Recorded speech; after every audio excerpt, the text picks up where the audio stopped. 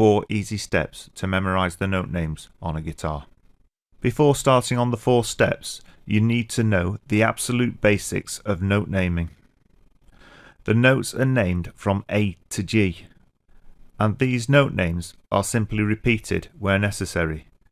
For example, A, B, C, D, E, F, G, A, B, C, D, E, F, G, etc. The first slight complication that needs to be remembered is that the gaps between the notes aren't all uniform. The B and C and the E and F are closer than all the other notes. Or, to put it another way, what's actually going on is there's a tone gap between each of the notes, except B and C where there's a semitone and E and F where there's another semitone. So, looking at this on the neck of a guitar, you can see there's a gap between A and B, C and D, D and E, F and G, and G and A.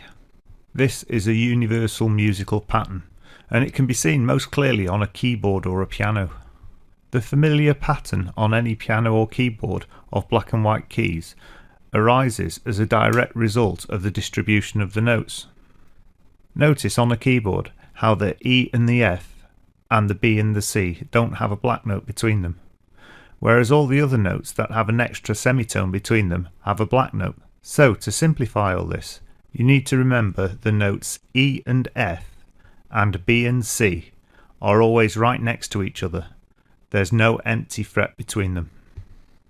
Step 1 in learning the names of the notes on a guitar is to learn the names of the open strings.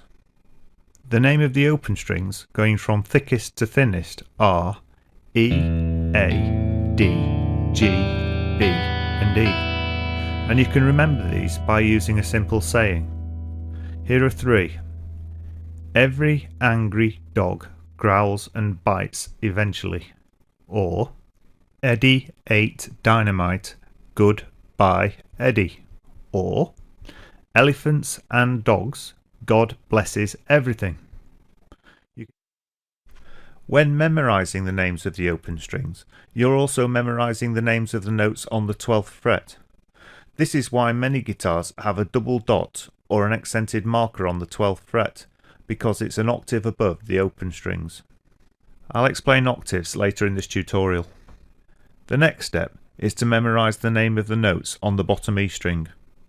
Even if you don't want to learn to read music or don't want to study theory, it's important that you know the names of these notes. E-shaped bar chords and many of the scales get their names from the bottom E string. By learning the names of the notes on the bottom E string, you're also learning the name of the notes on the top E string. So now you've mastered the names on 2 strings of your guitar. The next step is to memorise the name of the notes on the A string. This is the last string you need to memorise the name of the notes on, but it's also an important one for other reasons other than reading music and theory. Once you've memorised the names of the open strings and the names of the notes on the E string and the A string, you know half of the notes on the guitar, and the rest can be worked out using octaves. An octave is the name given to the gap or the interval between 2 notes with the same name. So you can have an octave up or an octave down. An octave occurs then anywhere the note repeats itself, for example from A to A. It's also common to refer to multiple octaves. For example, if the A repeats twice, then you have a 2-octave gap or interval.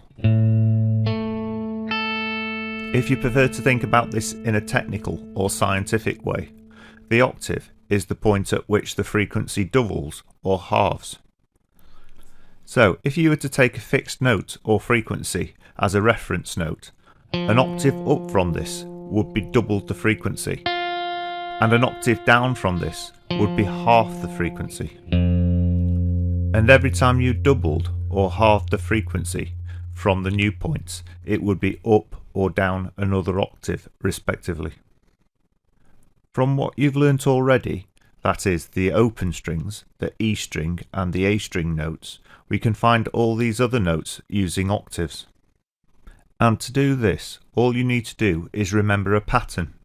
that is 2 2, or 2 strings up, 2 frets up. What this means in practical terms is, if you take any of the notes you've learnt so far and then go 2 strings up, 2 frets up from that point, the note repeats an octave up. For example, here the G, which is the 3rd fret on the bottom E string, repeats an octave up, which is the 5th fret on the D string. And this rule is true of any of the notes on the bottom E string. 2 strings up, 2 frets up will always produce the octave up. And when this is applied, it means now you know nearly all the notes on the D string without having to memorise them. And because this rule applies to the A string, you know nearly all the notes on the G string. The pattern doesn't have to stop here, however. We can take it up another octave to learn the names of most of the notes on the B string. To do this, we have to learn a second pattern, which goes from our second octave, which is 2 strings up, 3 frets up. So, for example, from our original G in the 3rd fret of the bottom E string, we found one G an octave up in the 5th fret of the D string and a second G 2 octaves up on the 8th fret of the B string. This pattern also works from the A string, so you can use it to confirm any of the notes on the top E string that you're not 100% sure of. To summarise then, the 4 steps are: Step 1. Learn the names of the open strings. Step 2. Learn the names of the notes on the bottom E string. Step 3. Learn the name of the notes on the A string. And Step 4. Learn the octave patterns.